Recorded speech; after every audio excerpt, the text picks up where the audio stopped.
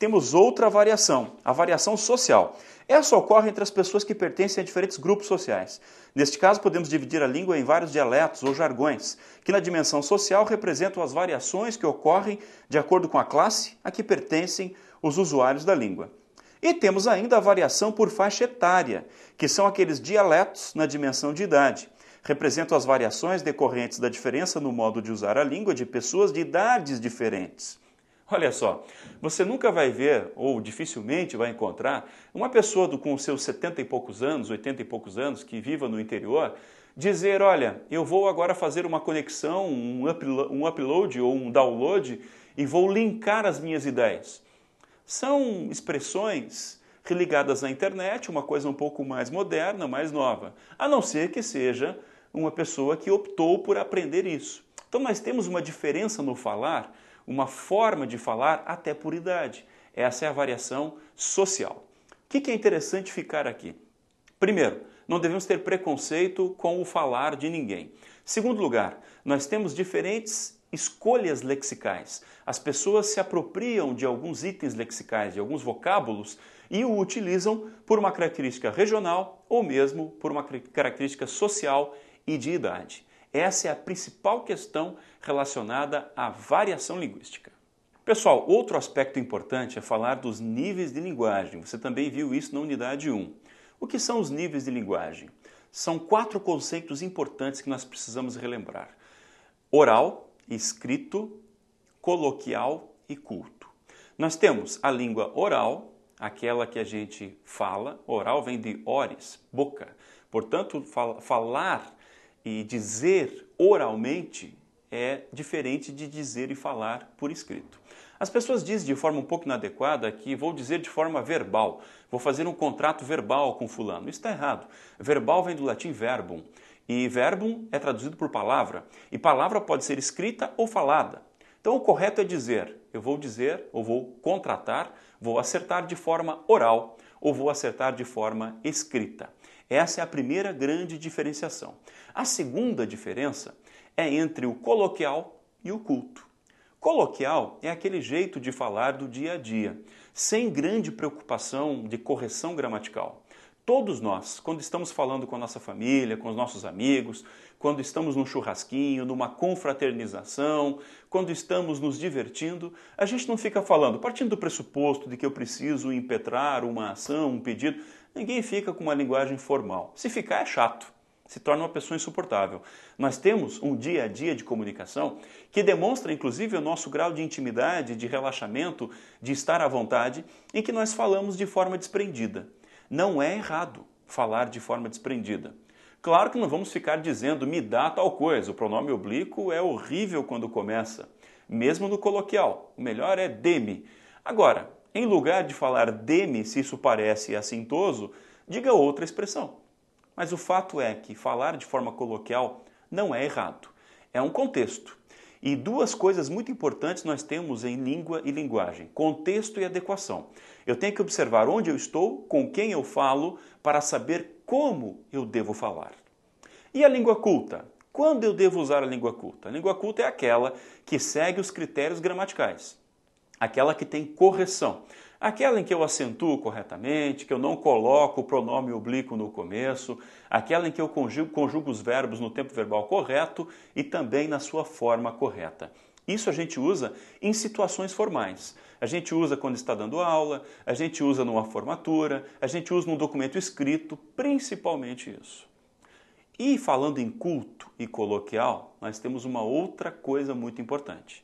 Quando nós falamos, até podemos repetir, fazer uma certa redundância, falar de forma um pouco mais fluida. Agora, quando escrevemos, não. Quando escrevemos, nós temos que registrar de forma lógica, sequencial, cronológica e com bastante correção, cuidando palavra por palavra, porque o texto escrito ele se torna muito fácil de recuperar e não tem a expressividade que tem o coloquial, que usa a linguagem não verbal que eu comentei anteriormente. Então essas são as diferenças básicas entre o oral e o escrito, o coloquial e o culto.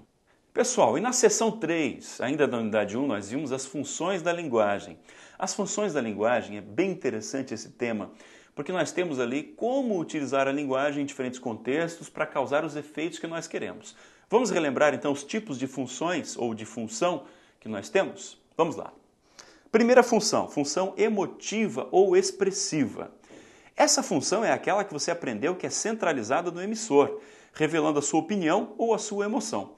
Portanto, é notável no texto o uso da primeira pessoa do singular, das interjeições, das exclamações. Temos ainda a função referencial, também chamada de função denotativa. É centralizada no referente, quando o emissor procura oferecer informações da realidade. A linguagem do texto é objetiva, direta e prevalece o uso da terceira pessoa do singular. Temos ainda a função apelativa ou conotativa. É aquela que é centralizada no receptor. Como o emissor se dirige ao receptor, é comum o uso dos pronomes tu e você, ou o nome da pessoa a quem o emissor se refere.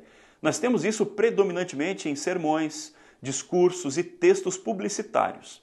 Por exemplo, quando você vê uma propaganda de celular e o celular diz assim: celular de graça na sua mão, a vida na sua mão. Você ainda ganha o dobro de minutos do seu plano por até 12 meses. Isso é um texto que tem função apelativa. Temos ainda a função fática.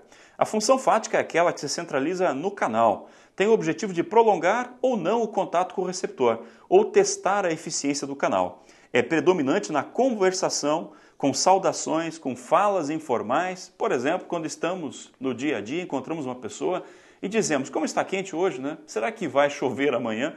É uma função apenas de manter o contato. E temos a função poética. Pessoal, a função poética é aquela função linda. Por exemplo, quando a gente diz a expressão tudo vale a pena se a alma não é pequena. A gente se refere ao Fernando Pessoa e toda a sua arte, a função poética, que quer despertar emoções, que quer mostrar a cultura da linguagem, o pensamento e o planejamento da linguagem para ser estético, para ser uma experiência. Essa é a função poética. Por exemplo, a expressão data venia, a expressão com vossa permissão utilizada no aspecto judiciário é um tipo de função da linguagem relacionada à metalinguagem, a linguagem sendo utilizada para explicar a própria linguagem. Como você viu, esses são os tipos, as funções da linguagem que nós temos estudado.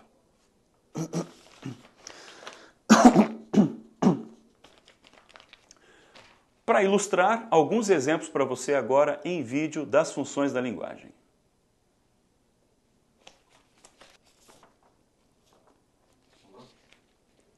2, 1. Então, pessoal, para fechar essa nossa revisão, vamos marcar alguns conceitos importantes. Eu vou, inclusive, colocar esses conceitos para você visualizar enquanto eu falo. Primeiro conceito, conceito de linguagem. A linguagem deve ser definida como a capacidade de comunicação do ser humano. E você deve lembrar que ela pode ser verbal, não verbal, oral, escrita, coloquial ou ainda culta. Temos mais conceitos. Língua. Língua é um código, um conjunto de signos, estabelecido por uma determinada sociedade em um determinado espaço geográfico. Por exemplo, a língua portuguesa. No território brasileiro se fala a língua portuguesa. Esse é um exemplo. Ou a língua inglesa, a língua francesa, que são faladas, respectivamente, em seus territórios e países. Outro conceito importante. As línguas não são uniformes, elas têm variação. Você viu que eu falei da variação geográfica, da variação social, da variação de idade, aquelas variações que demonstram as possibilidades com as quais não devemos ter preconceito. Outro conceito importante para você lembrar. Nós temos ainda as modalidades. Como eu já disse, a modalidade pode ser coloquial e culta, e temos as funções da linguagem: emotiva, poética, apelativa, metalinguística, referencial e fática. Essas são as coisas mais importantes da unidade 1 que você precisa lembrar e relembrar. A nossa prova vai ser uma prova com certeza de interpretação a partir desses conceitos. Então fique ligado, em seguida eu venho na próxima webaula com a revisão da unidade 2. Fique ligado, é a disciplina de leitura e produção textual. Grande abraço!